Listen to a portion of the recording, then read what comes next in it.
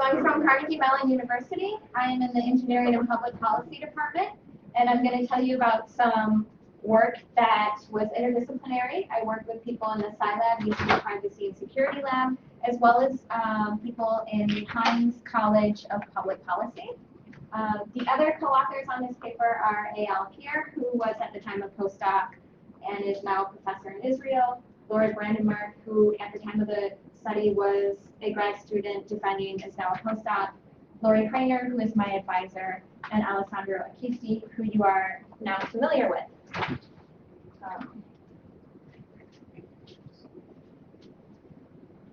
So just a quick overview of what I'm going to talk about. The goal of our work was to test different conditions that can impact disclosure, and in particular, disfluency. And I'm going to define this more as we go on. The method that we used was a series of surveys using human subjects. And our overall result is that all but one of our surveys showed non-significant results. The original work, which we were trying to replicate, used a different statistical test than we did, which I will talk about as well. And our conclusion is that we didn't find any evidence that disfluency impacts disclosure. So let me explain all of that a little bit better.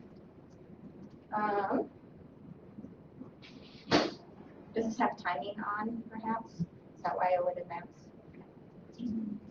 So as we build privacy and security systems, we know that there are often points where the human has to make a decision. No matter how secure or private you build your code or you build your system, at some point, someone is going to make a decision that may impact the security. So the classic example is a very secure system, but someone writes their password on a sticky note and they put it on the computer. So there is a case where the human decision impacts the security of the system. And that's what our lab looks at a lot. So I was thinking about this, and I was looking at how humans make decisions. And there's this idea from psychology and human behavior and decision making. Why is that advancing?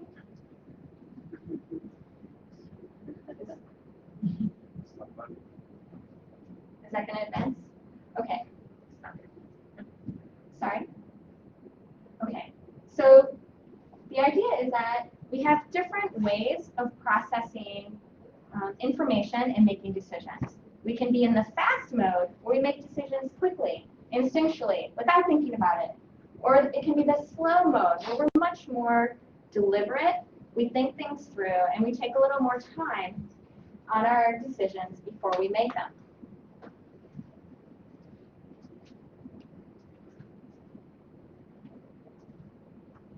So you can manipulate these two different ways of thinking. There's a bunch of different manipulations. It's possessed. Actually, can I just? Yeah.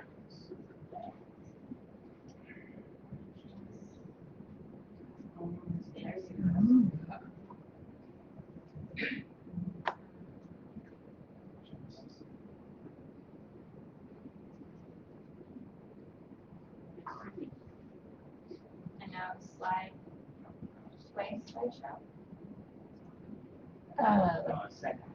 Current slide. All right, that's one of those things where when you're up here, you don't see the right button, but when you're sitting in the back of the room, it's so obvious. And that was fast thinking, right? Yeah. Yeah. Before you go on, I'm sorry to have this the definition of disfluency. Yes, that's perfect timing. So let me tell you about that. So disfluency is a situation that creates cognitive load. So it's a situation that's a little bit difficult. So some examples are reading in a foreign language. So for me, that would be reading in just about any language I've studied except English. I would have to slow down and read carefully in order to understand what's going on. So that would put me into a slow, deliberate way of thinking. Another disfluent condition that has been studied is changing the font. So using a font that's more difficult to read. And I'm going to give you an example on the next slide. So one example of disfluency working is some researchers put a bunch of slides in a disfluent font in a real classroom, and they had regular fonts as well, and the same teachers taught the materials, and they found that the students who were shown the slides in the Disfluent font retained the information better. So it's pretty amazing that something like a font can make such a difference. As I talk about Disfluent fonts in our study, this is a basic example. The Disfluent is gray, it's in italics, it's a little smaller, it should be a little harder to read. And this is just the regular font. So when I talk about the control condition, you can imagine a font that looks something like this. So going back to this idea of how humans make privacy decisions and how they make security decisions, there are a lot of cases where people are asked to make decisions about how much information they're willing to share and what they're willing to disclose. So this is an example from LinkedIn about what information you're willing to make public. But it could also be something like social media. Maybe people should slow down and think before they make that post that they might actually regret in the future. What if all it took to help people make better decisions, to get them to slow down and think it through, was to change the font? That would be a pretty exciting finding. So we found some previous work supporting this idea that, in fact, that disfluency would, in fact, impact disclosure. This work was by Alter and Oppenheimer, so as I refer to Alter and Oppenheimer's original work throughout the rest of my talk, I'm referring to this work in particular. Rebecca, there's a clicker. A clicker, great.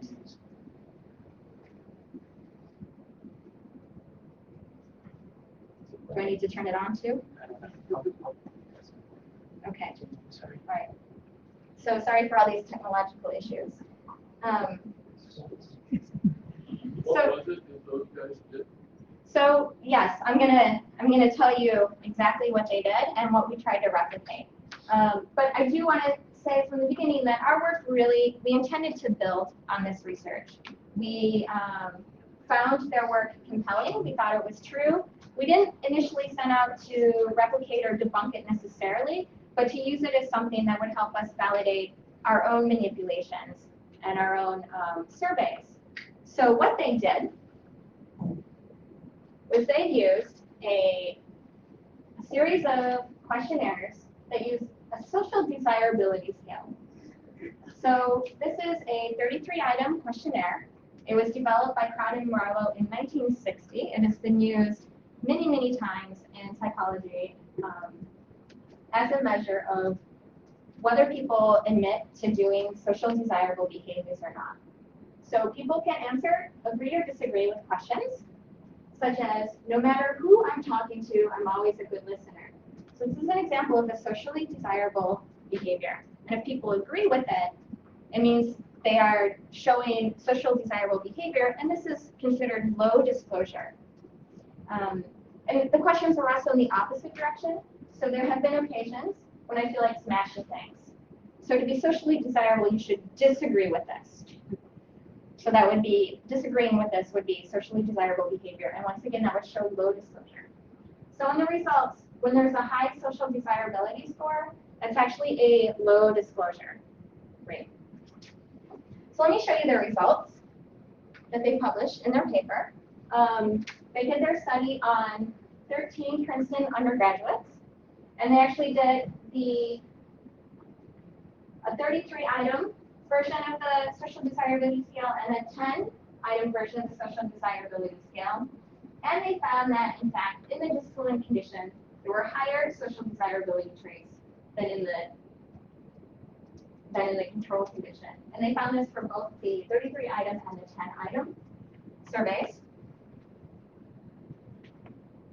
And importantly, they had a statistically significant p-value of 0.03, which is less than 0.05, which is the cutoff of what's statistically significant. So this was, as I said, pretty compelling to us. I just want to give you an overview of what we did, because there's a number of different surveys and a number of different steps we took in order to figure out what was going on. So we did a web survey using both the social desirability scale and some new dependent variables. We attempted to replicate the Alter and Oppenheimer paper with just the social desirability scale using tablets with pen and paper, and then with their original pen and paper surveys. So I'll step through each of those one by one and tell you what happened. So for our online study, we had 4 dependent variables, the social desirability scale. The idea was we would be able to show the same thing that Alter and Oppenheimer had found, and that we could use that to make sure that our other manipulations were also working, were showing what we expected. And we had 3 other manipulations, testing or asking about unethical behaviors, asking sensitive questions, and asking about gift cards. So let me explain those to you.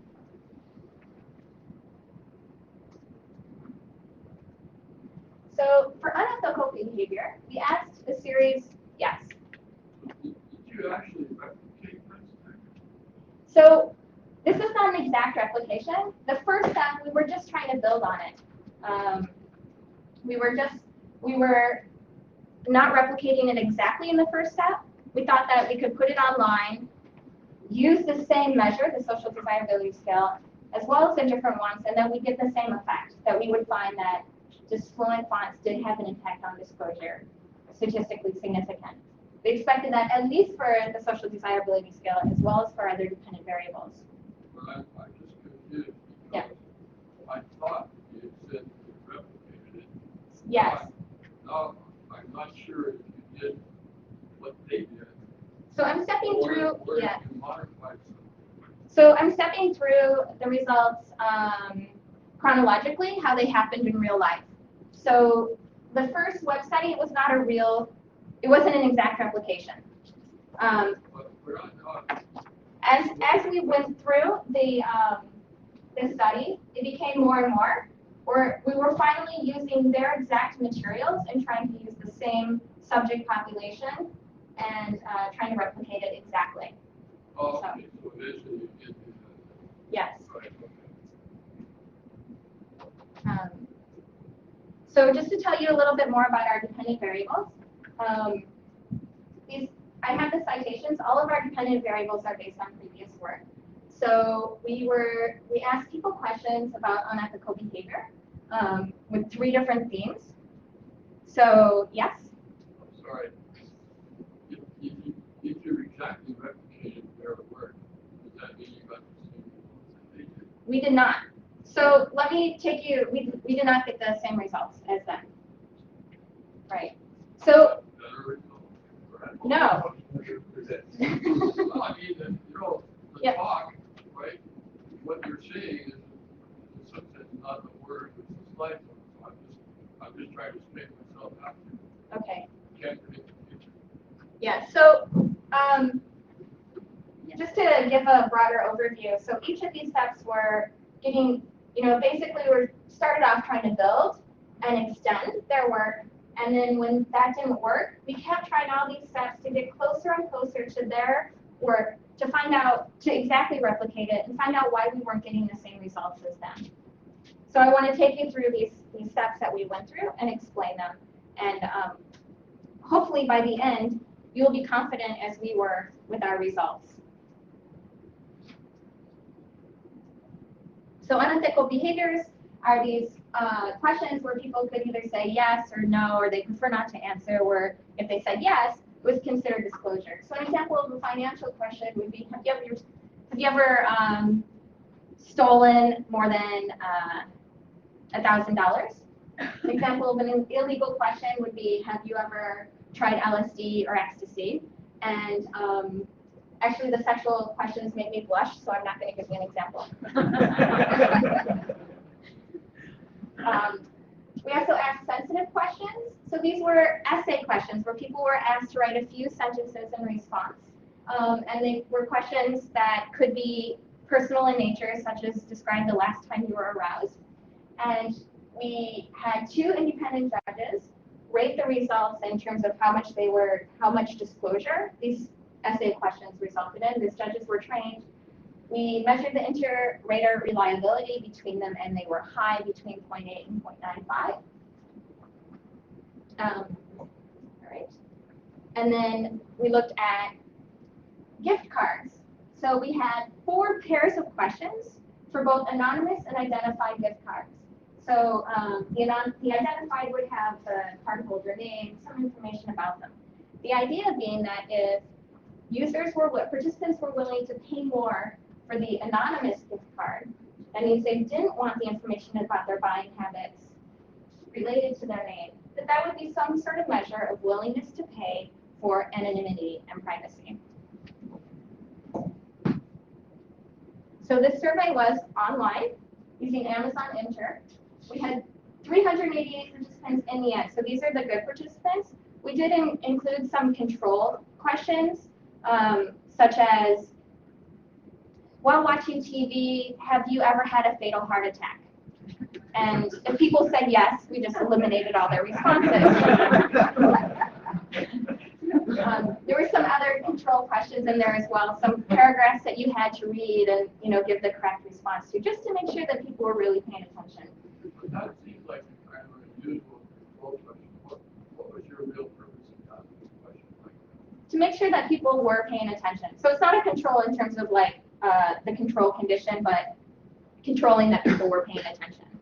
So people get paid on Amazon Enter not very high amounts, usually between $2 and $3 an hour. So they're definitely incentivized to finish these surveys quickly. And we want to make sure that the people who were taking the survey were paying attention and reading the questions carefully and not just clicking through. The mean age was 35, so a little bit older than the typical university student population, a little bit older than the original Alter and Oppenheimer paper. So these are our results. For these, the gray Disfluent bar is actually how much disclosure. I talked about how in SES is actually the opposite, where a higher level means less disclosure. So the error bars are the standard deviation. And what you can see for the SES, the question on unethical behaviors, the 2 gift cards versus $15 gift card, $10 gift card question, and the essay questions, is that the results do tend to be within the standard deviation. And in fact, let's look at the p-values. So 0.91 is definitely greater than 0.05, so not statistically significant. Same for that. And you can't see it below, but it is 0.81.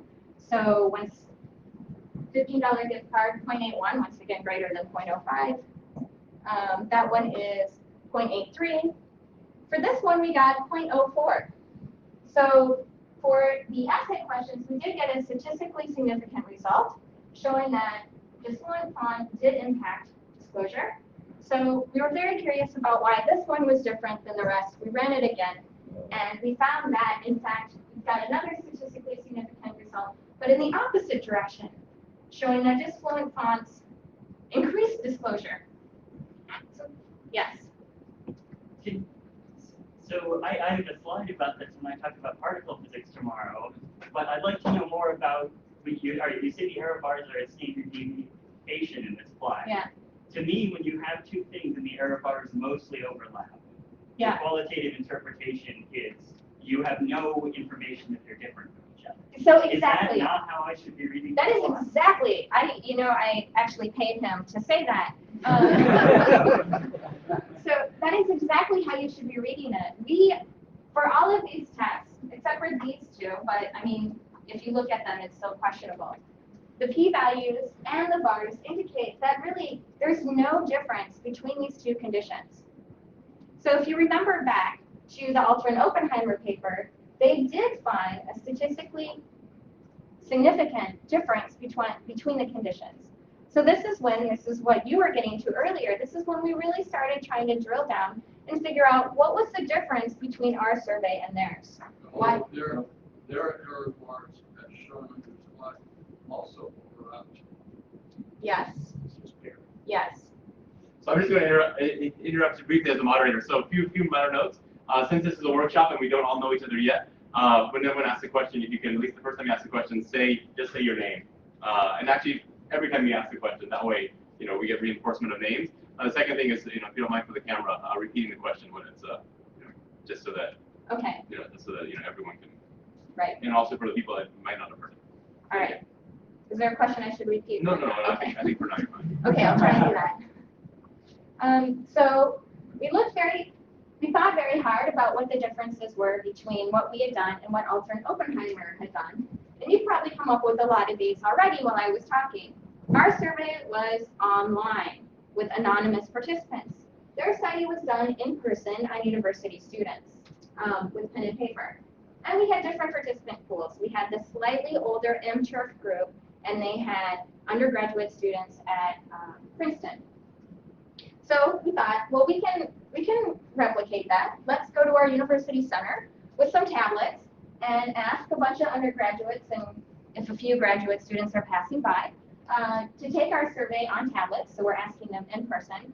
And this time we're just going to do the SDS, what Alter and Oppenheimer did.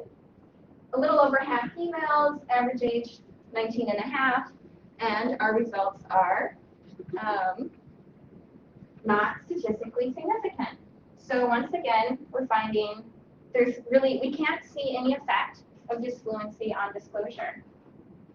Well, maybe it's because we did it on tablets. Maybe it's the fact that it's an electronic version versus pen and paper. So let's go ahead and try, we created a version of the social desirability scale on paper. This is the Disfluent version. It's meant to be hard to read. But you just get a basic idea that it's sort of a grid format.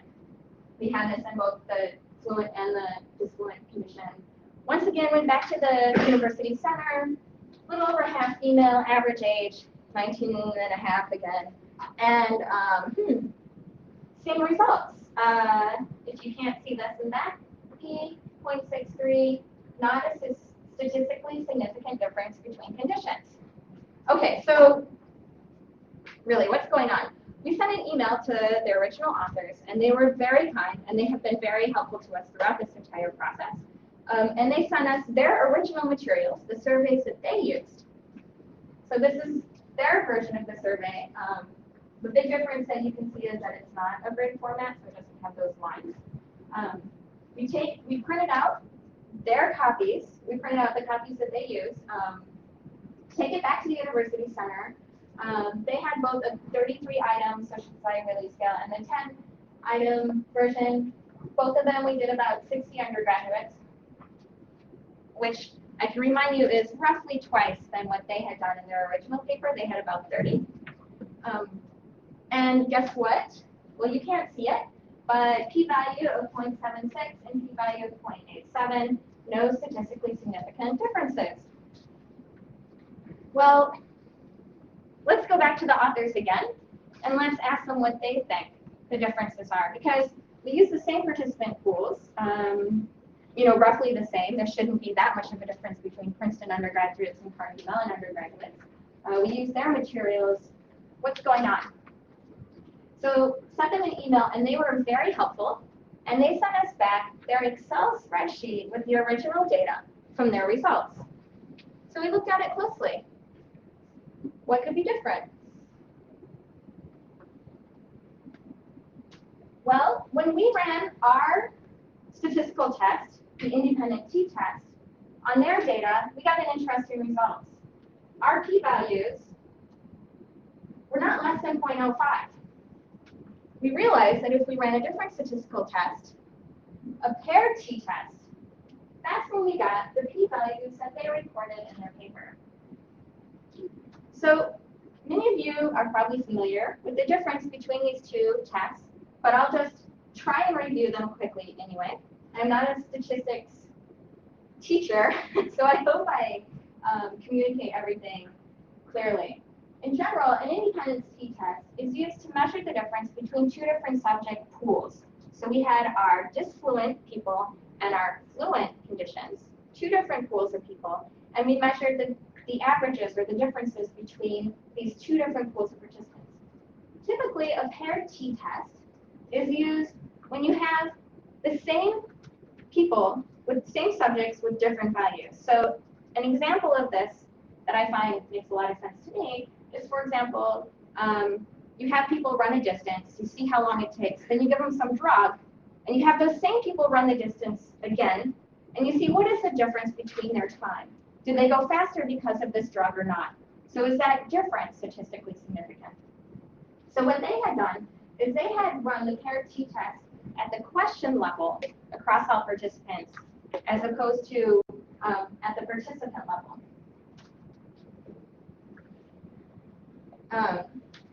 So this is what I was trying to explain. I can come back to this for discussion, I think, particularly since the slides are kind of hard to read. So here's an overview of all the studies we did. The first two lines are the Alter and Oppenheimer results. And then the next 1, 2, 3, 4, 5, 6, 7, 8, 9, 10, 11 studies are the studies that we did. And to point out our p-values, except for our p-values are all greater than 0.05. So we didn't find any statistically significant difference except for the essay questions, which we ran twice, and we found that the results actually went in different directions each time we ran it. So even if you have issues with the fact that we used the independent samples t-test, and you think we should have used the paired t-test, we do want to point out that if we rerun all of our surveys with the paired t-test, in general, we do not get statistically significant values either, except for theirs and one that is 0.04, so just barely. And I do want to point out we didn't do any one for any correction on these p-values. So, yeah. So it seems like there was some luck in the fact that they got these significant p-values. So what I would conclude, I have to be very careful about trying to say that we didn't prove the null hypothesis. We didn't prove that there's no difference. But at the same time, we didn't find any evidence that there's a difference that Disfluent font will affect disclosure. Just to remind you, we ran an online study with 388 participants. We ran a tablet study with 91 participants, and we ran the pen and paper version multiple times. And personally, I won't be relying on Disfluent fonts to get less disclosure. And I think the most important thing for this workshop is please be transparent about your statistical tests. I think if we had known from the beginning that they had used a different statistical test, that would have saved us a lot of time, a lot of energy. We wouldn't have to have run this test multiple times. We could have discussed the question of statistics from the beginning. So, please, questions? Okay, thank you very much. And I know that some people are already beginning to ask questions, but in the interest of kind of making sure that we all feel engaged, I will do the little activity that I foreshadowed before, and then I'll open up a broader question, starting with you after that. But I would like the front row to turn to the row behind them, the next row to turn to the row behind them, and then the back, kind of compare amongst yourselves with the people on the side, and share. Each of you take a moment to share your question and the idea of new direction, and back and forth. And hopefully you'll meet someone new that you're not sitting next to, and then we will, take the broad question. So introduce yourselves, and then. Good. Yeah. So we have a little different talk,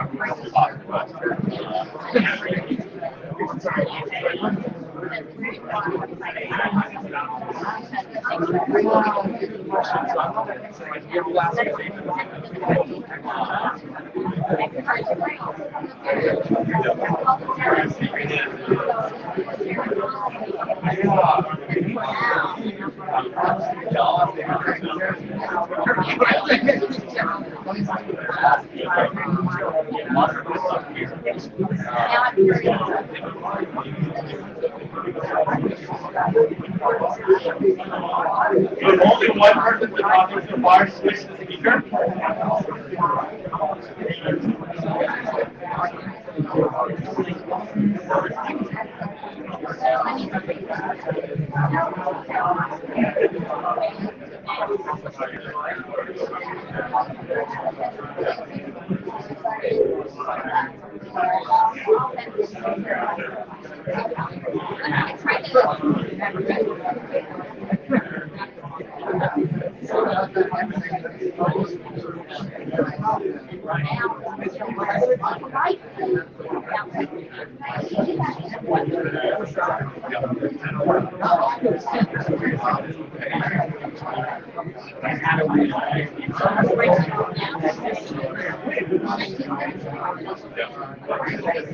I'll see.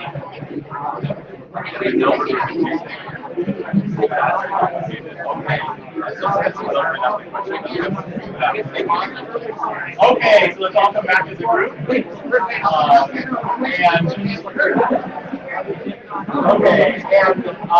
And I guess, so once everyone's back together as a group, hopefully some more questions, ideas, discussions were generated, but I guess if you wouldn't mind, if you still have your question. I do. Just say your name again, please. Ben Kukowski, University of Maryland. This is kind of like a learning theory question. Essentially, the two differences between the studies, one evaluated the difference between individuals and one by question. One of the things in learning theory that they noticed is that if you put a human through an experiment, they start to adapt to the experiment and they learn through it. And so the intuition is like, if you read a computer science textbook, if you're unfortunate to do so, you go through the chapter, and it's in like Times New Roman. The very first block is pseudocode for particular algorithms in Fourier. And it may take you a minute or two to reread that block so you understand it. But as you go through the chapter, you kind of get better at doing it. And so the time it takes for you to internalize the concepts becomes much quicker the longer you go on.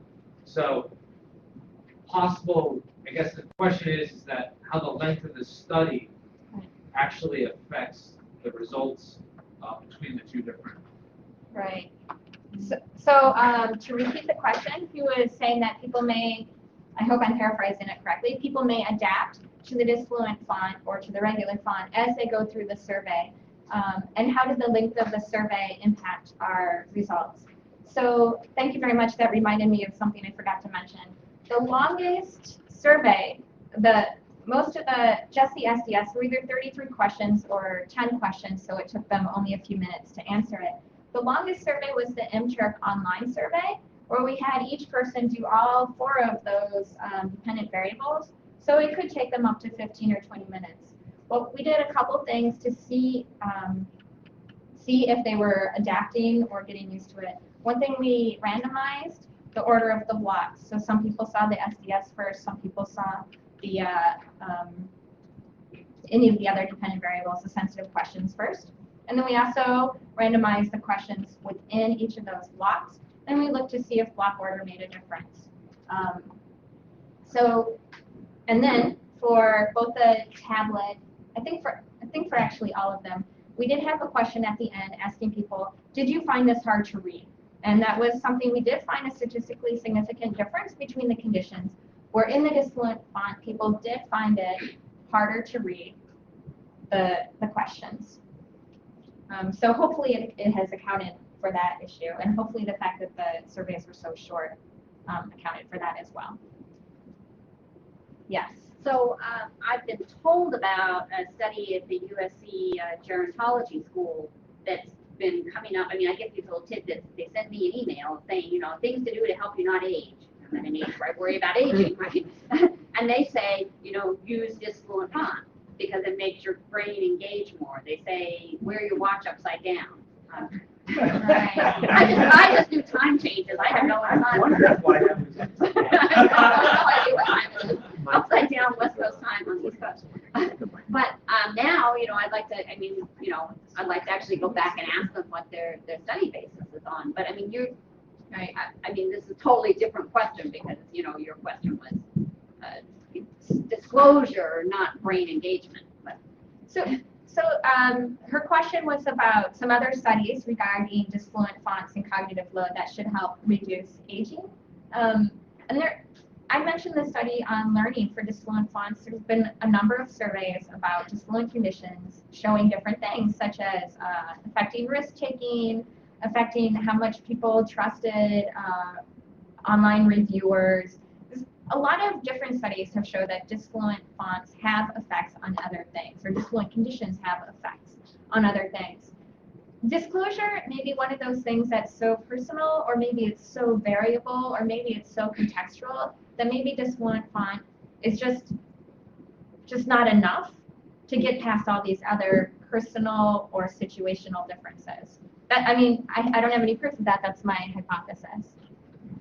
So I just passed Sam the mic, and I'll get the next person too. But hopefully this means you won't have to repeat the question. Okay, great. Okay, this is Sam Weber, and I was wondering whether you tried to submit these results to a conference like SUPS, and if so, what was your experience? So no, we didn't try and submit it to SUPS. There was a lot of debate about what to do with these results that are essentially null results. I'm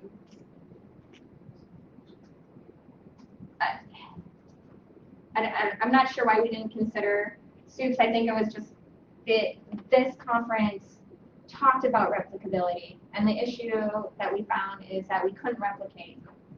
It was much less, I think, yes. I don't know, it just seemed like this was more on topic. Right. Well, we would hope so, but let's see if we had experience with other conferences saying, oh, negative results aren't publishable. I mean, honestly, that was a huge debate because this was an interdisciplinary group that one of the postdocs looking for a job sort of wanted to, I hope I can say this, sort of wanted to resubmit it to the original psychology journal that's very well established, maybe write a letter to it. And there was some debate about, like, first of all, would they be interested in a null result? And second of all, what would that mean for this postdoc's career? Would it come out like he was attacking these very well-known and well-respected authors?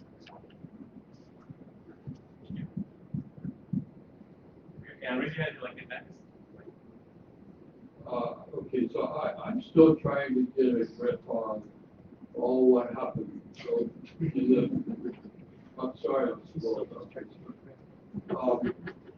Can you just briefly, and maybe in a couple of sentences, summarize the original study? Okay. Because if I understood that correctly, then I have a question. If Right. I'm wrong about that, then I might not have a question. So the original study used social desirability scale as a measure of disclosure.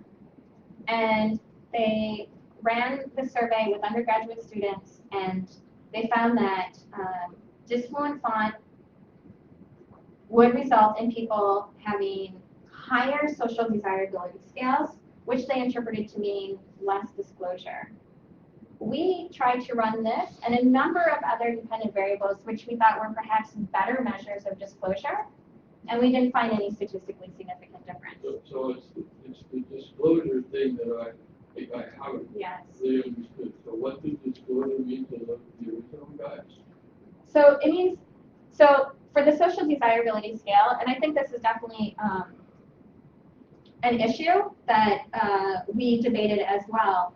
So if you admit to doing things that aren't socially desirable, for example, having temper tantrums or not listening well, if you admit to it, then you're disclosing that you have these faults. So if you don't admit to it, not disclosure, but if you admit to it, then you're disclosing something. So that was their interpretation of the relationship between the social desirability scale and the disclosure results. Okay, so the idea was then the Disfluent font would make people read slower, maybe absorb the message a little more carefully, think more carefully about how they're going to respond, and the result is that they disclose less. Right, So they appear to be more socially desirable. right. Okay, and in your study, you were trying to do the same thing, and you were looking for whether people were going to disclose information on things like Facebook, or So this was just, was it more about security? so this was much more about disclosure and privacy. So we were looking for, I mean, the big idea was if we can get people to slow down, if we can put them in one of these slow conditions, such as disfluency, and our hope had been to build to not just use Disfluency, but to use all these other different ways of getting people to slow down, such as making them wait, or to get people to go quickly, such as making them go fast. There's a bunch of different manipulations between slow and fast, and that had been our original goal. Do people disclose differently in these two different cognitive modes, these two different processes? Okay, so. And so we started with disclosure. We started with Disfluency. I think I've understood. So my observation then would be that in the original study, the subjects were already familiar with the material, right? So people in general kind of know what it means to be socially desirable or undesirable.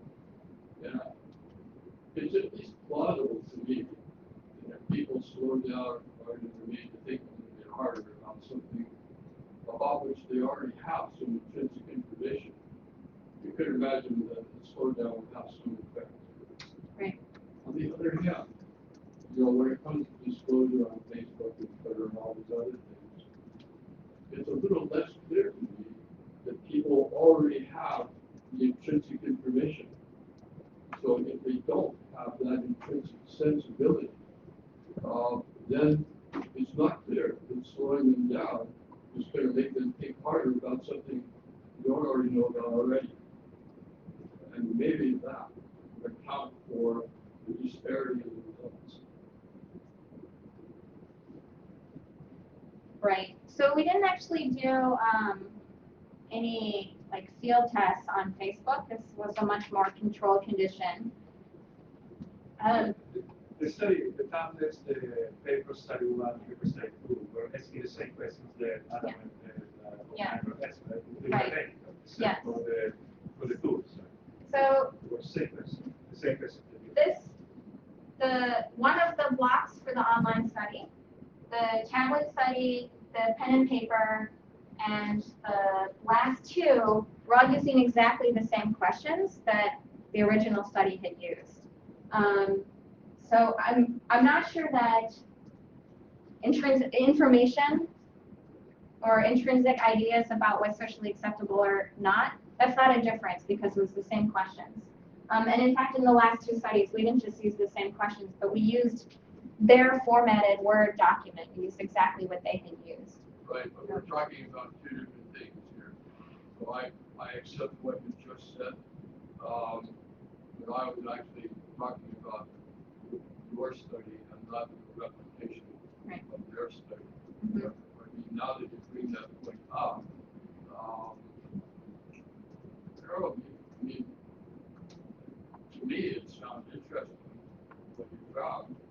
I'm really not so sure why you publish it, right? I mean, no one has to be accusatory of the original authors. One only has to say, gee, this is kind of surprising.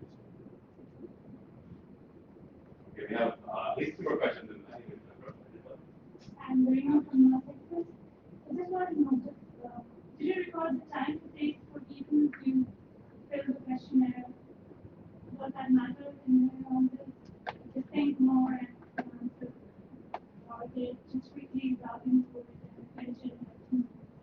We did record the time, particularly for the 2 that were done electronically, the MTurk study and the tablet study. And since these were done a year and a half ago, I don't exactly remember the results. Yeah.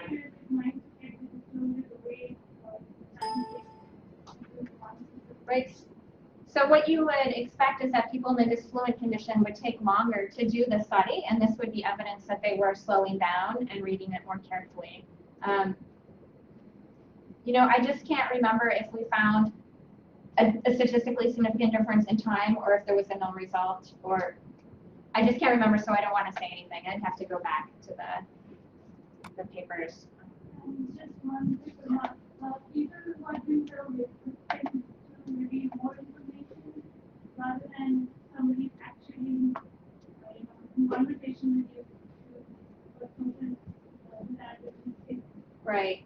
So the question is like the fact that people reveal differently when it's face-to-face versus electronic communication. And that's why we went through those steps when we first started with this anonymous survey And then we thought, well, if we ask them, if we take the tablet to them in person and ask them to fill out the survey, even if we're not looking over their shoulder, is that going to be different?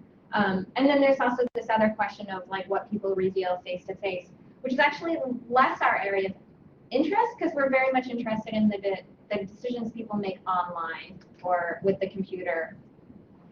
And another question? Or then, I want to say, please be sure to repeat the question because some of the viewers are reporting that they can't hear. Okay. So this is Virginia. I had two questions / thoughts. One of them was that I've spoken to people who pretty much don't believe anything they read in journals anymore because they don't trust the statistics. And I sympathize a little bit. But I wondered, when you were able to get the raw data from the other experiments, you were able to do your own analysis, and then that's how you discovered what the issue was. Right. And do you have any thoughts about the importance or value of researchers making all their data available along with the paper so that people can check away or elaborate or such? Right. And Okay, so the question is about making more information, all the raw data or the materials available so that people can replicate, because there are these concerns about replication. And I think, frankly, I'm really lucky to have had this happen early in my career because it's something I'm going to carry forward with me throughout my life. How to think about making things so that people can replicate them, how to organize my own studies so that if someone asks for that information, I can give it to them in an organized fashion. I would love to see more conferences and journals have a way to make that available. I know that some of them do. I would love to see that become more the norm because, as you said, there are these questions with replication. so in that case, the replication was about the analysis, not about the experiment. That's the part that you weren't able to do. You didn't know. Right. So the other thing I was pondering was when you're starting to do these projects that are interdisciplinary, and you get these fears of, someone didn't want to publish this because they felt that they would be attacking the people that had done the experiment before, as opposed to adding new knowledge. And I wonder if you in your work that's interdisciplinary or multidisciplinary or cross-disciplinary, what are your thoughts about that? So I don't want to, okay, so she asked about this question of interdisciplinary work and where to publish and this issue of, I don't want to put too much emphasis on the idea that like we were attacking the original authors. They were super helpful to us throughout the process and answered all of our questions. And that was just one issue among many that we considered as we were thinking about where to publish. But I do think that definitely impacted the fact that we came to a conference like this that is not in the same domain as the original authors. Because I think for my career, hopefully I'll be in sort of a computer science-y, engineering and public policy field. Those particular authors are not as big. So it may have had an impact. I don't want to overstate that though. I don't want it to seem like the big issue. Great, so I've asked Felipe to go ahead and set up his laptop, but in the meantime, one final question. So, of course, a big issue in design right now is the aesthetics of a font and the aesthetics that fonts have on the user experience. Right. Now, this is sort of a two-part question for you. I'm Nathaniel from Indiana University, by the way, so I forgot. The question I have sort of two parts. The first one is, how did you choose the font you chose to have a Disfluent experience?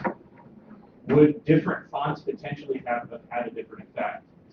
And the sort of follow-up is, my thought on that was, well, if you did it all in Comic Sans, would they not take it seriously and use more information? Or right. Could that have had a significant, or could that eventually have a significant effect? Can I answer that quickly? So the question was about how we chose the Disfluent font. So we did have this, huge literature of Disfluent fonts that we could build off of, in particular Ultra and Oppenheimer's. We also did run a pre-survey in a Disfluent and Fluent font, not asking the social desirable questions, but just asking, I forget exactly what we asked, but then we asked, like, was this hard to read? How long did it take you? And we tested a number of different fonts to make sure what we were calling the Disfluent font, actually people felt it was Disfluent, hopefully without going so overboard that people just couldn't read it at all or just dismissed it. Exactly. And you had a second part of your question? Yeah, the idea was if you thought, have you thought about using a font that might have people disclose more information? Yeah. So I think actually Alessandro has done some interesting work on this. I hope I get it right. You can correct me if I don't. Where he had a website that was sort of kind of cheesy. It was like, I mean, it wasn't am I hot or not, but it was like, how hot are you? Versus one that was a more official looking university website. And he found that people actually disclosed more on the cheesy website. Is that correct? So we do know that the design, not just the typeset, not just the font, but the design of the overall website can have an impact on what people are willing to disclose. Okay, so we're going to do a few things. First, let's thank Rebecca.